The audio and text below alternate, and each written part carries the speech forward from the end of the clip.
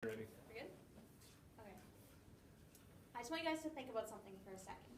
You're at a hockey game, at a concert, or even just a regular day at school, and then the people around you start dying.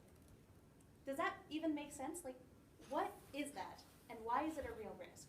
Maybe not so much here in Canada, but it's happening almost annually in the United States. So I just want to take a minute today to talk about gun control.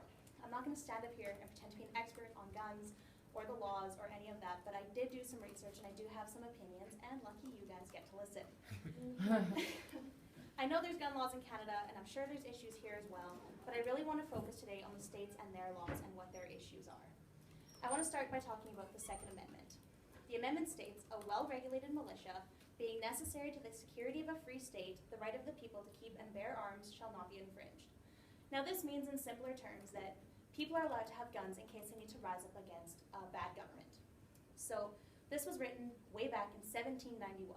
Seeing as it's 2017 now, I feel like it might be time to update the policies. Also, if you're not going to rise up against the Trump administration, you're just not going to rise up. So this amendment is ancient and it's not relevant anymore. It needs to be abolished and real actual gun laws need to be put in place.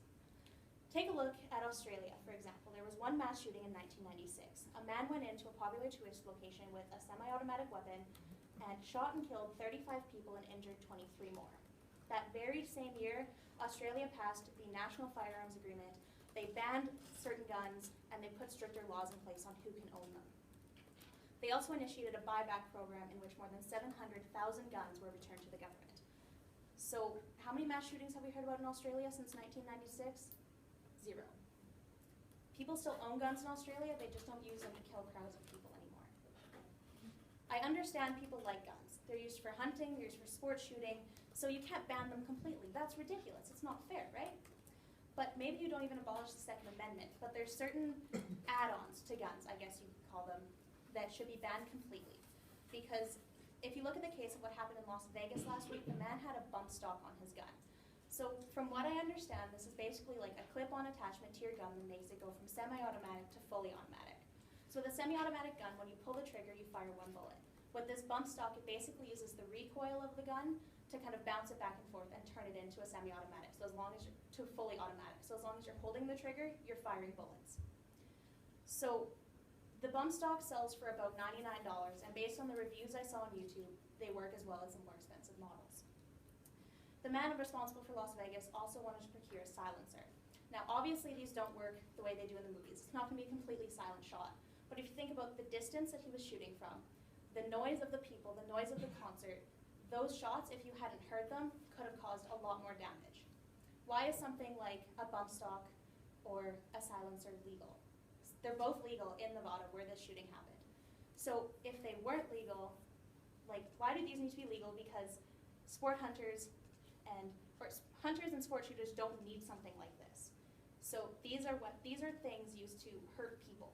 They're not used for anything legal, so they should, in my opinion, be completely gone, banned. And to get a gun in the States, you have to answer a few questions. Have you committed a felony? Are you on the run from justice? Are you addicted to drugs? Then they do a little background check, make sure you're not lying, and then they give you a license to get a gun. In an article I read from CNN, less than 1% of people are denied a gun license in the United States. If you look at a place like Japan, people who want to own a gun take a day-long class. They have to pass a written test, a mental test, a drug test, and a rigorous background check, which they also run on your close family, friends, and coworkers to make sure you're not affiliated with any kind of bad organization. You also have to redo this entire process every 3 years, and the guns have to be inspected by the police every year. In 2014, there were 6 gun deaths in Japan. In the same year, there were 33,000 in the States. I want to wrap this up by saying I understand guns aren't the enemy here. I understand it's bad people doing things with guns. But I believe if the US government had better regulations, some of these major shootings could have been prevented. If America had background checks to the same degree Japan does, I believe that Omar Mateen, the man responsible for the Pulse shooting in Orlando in 2016, wouldn't have been able to get a gun. In 2013 and in 2014, he was questioned by the FBI because he was thought to be associated with terrorist groups. His wife had reported him for being violent and unstable, and he still was managed to obtain a gun. If he hadn't been able to get that gun, he wouldn't have been able to kill those 49 people and injure more than 50 others. To be blunt, I think gun control in the States is pathetic. I think the amendment they used to justify owning these weapons is archaic and outdated. And the worst part is I have no faith that it's going to get any better. If you can go into a school and shoot 20 first graders and not have any laws changed, then I don't think it's ever going to